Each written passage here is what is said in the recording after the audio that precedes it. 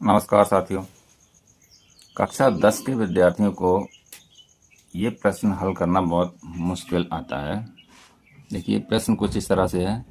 त्रिभुज A B C की रचना करो जिसमें बी सी बराबर 7 सेंटीमीटर, कोण बी बराबर 45 अंश, कोण ए बराबर 105 अंश। फिर एक अन्य त्रिभुज की रचना करो जिसकी भुजाएं त्रिभुज ए बी सी की संगत भुजाओं की 4/3 गुनी हो। एक त्रिभुज बनाना है, उसकी भुजाएं दी हुई हैं, एक भुजा दी है, दो कोण दिए हुए हैं, और फिर उस त्रिभुज की 4/3 के बराबर एक दूसरा त्रिभुज भी बनाना है। देखिए दिया हुआ त्रिभुज बनाने में बच्चों को मुश्किल आती है। दिया हुआ त्रिभुज इस तरह से बनाते हैं। देखिए बीसी भुजा 7 सेंटीमीटर है, बीसी को हम खींच लेंगे 7 सेंटीमीटर। कोई भी एक किसी भी लंबाई की लाइन खींच ली हमने इस तरह से। अब इसमें से 7 सेंटीमीटर रेखाखंड काट लेंगे जो BC के बराबर दिया हुआ है। 7 सेंटीमीटर, ये 7 सेंटीमीटर का एक रेखाखंड हमने काट लिया है, और ये रेखाखंड हो गया BC 7 सेंटीमीटर। अब दिया हुआ है कि कोण B 45 अंश है, तो हम B बिंदु पर 45 अंश का कोण बना लेंगे। चांदा की सहायता लेंगे इसके लिए।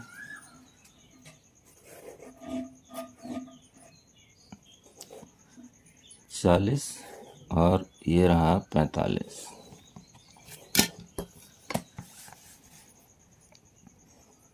पैंतालीस अंश का कोण बनाती हुई एक रेखा खींच ली B बिंदु से इस तरह से। अब देखिए कोण A दिया हुआ है 105 अंश। कोण A 105 अंश दिया हुआ है, और A बिंदु हमारा इधर आने वाला है। यहाँ कहाँ से रेखा शुरू होगी यही मुश्किल आती है बच्चों के सामने। तो मैं आपको बता रहा हूँ कि त्रिभुज के तीनों कोणों का योगफल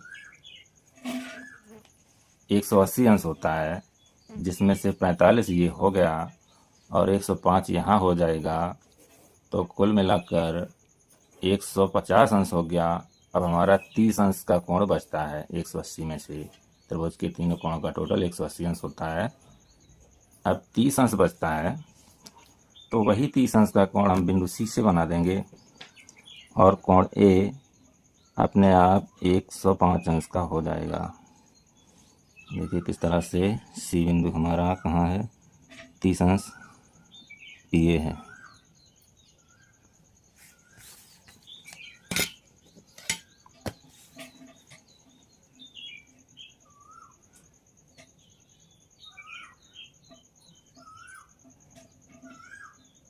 ये हमने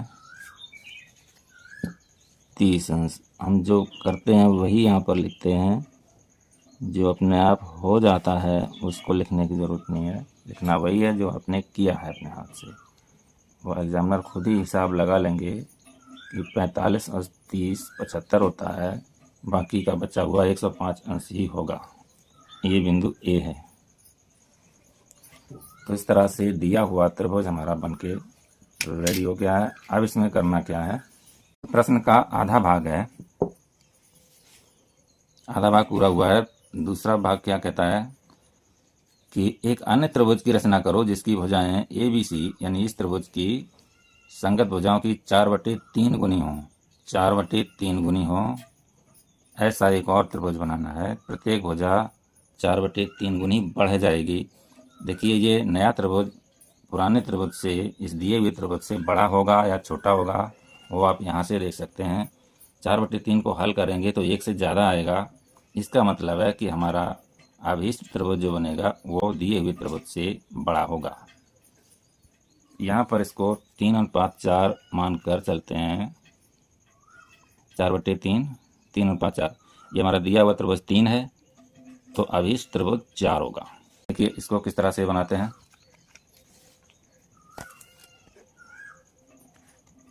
बीसी लाइन को हम 4 भागों में बांटेंगे, क्योंकि हमारा 4 और 3 में बड़ा नंबर 4 है। इस पर हम 4 चिन्ह लगाएंगे इस किरण को खींच करके। 4 समान दूरी के निशान इस पर बनाएंगे।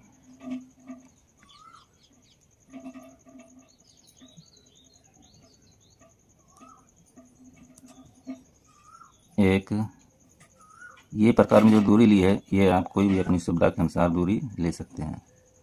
3 और 4 निशान हमने इस किरण पर लगा लिए हैं। अब देखिए करते क्या है कि इस त्रिभुज को 3 रखना है और अभी इस त्रिभुज को 4 करना है, तो इसको 3 वाले निशान से मिला देंगे।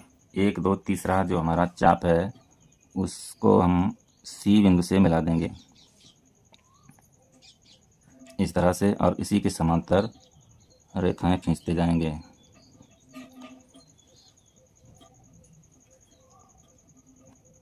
और इसी के समांतर चौथे बिंदु से भी लाइन खींच देंगे।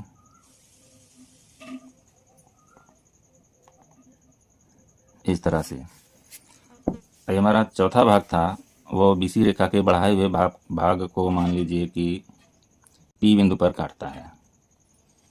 अब हम पी बिंदु से एसी के समांतर रेखा खींच देंगे।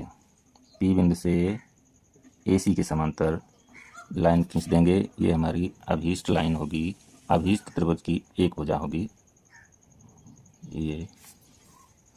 तो ये वाला त्रिभुज हमारा अभीष्ट त्रिभुज बन गया है। और ये ए बी के बढ़ाए हुए भाग को क्यू बिंदु पर काटता है। मान लीजिए नाम इसका क्यू रख देते हैं इस बिंदु का, इसका ए है, इसका नाम क्यू है। अब हमारा अभीष्ट त्रिभुज बन गया है क्यू बी पी। दिया हुआ त्रिभुज ए बी सी था और हमारा अभीष्ट त्रिभुज जो है वो बना है क्यू बी पी। और हम क्यू बी पी त्रिभुज की जो लाइनें हैं उनको थोड़ा डार्क कर रहे हैं, ताकि एग्जामिनर को अभीष्ट रेखाएं समझने में और दी हुई रेखाएं समझने में और रचना रेखाएं, इन तीनों तरह की रेखाओं में अंतर स्पष्ट समझ में आए। तो देखिए हमारा त्रिभुज दिया हुआ था ए बी सी, और अब हमने अभीष्ट त्रिभुज बनाया है क्यू बी पी, जो कि ए बी सी का 4/3 गुना है रेखाओं के आधार पर। इसकी रेखाएं 4/3 गुनी बढ़ गई हैं।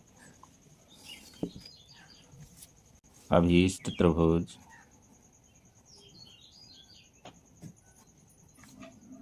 क्या है, क्यू बी पी बराबर अभीष्ट त्रिभुज बराबर क्यू बी पी। तो इस तरह से ये प्रश्न हल हुआ। प्रश्नावली 11.1 का 6वां प्रश्न था ये। वीडियो को एक लाइक कर दें और चैनल को सब्सक्राइब कर लें। धन्यवाद।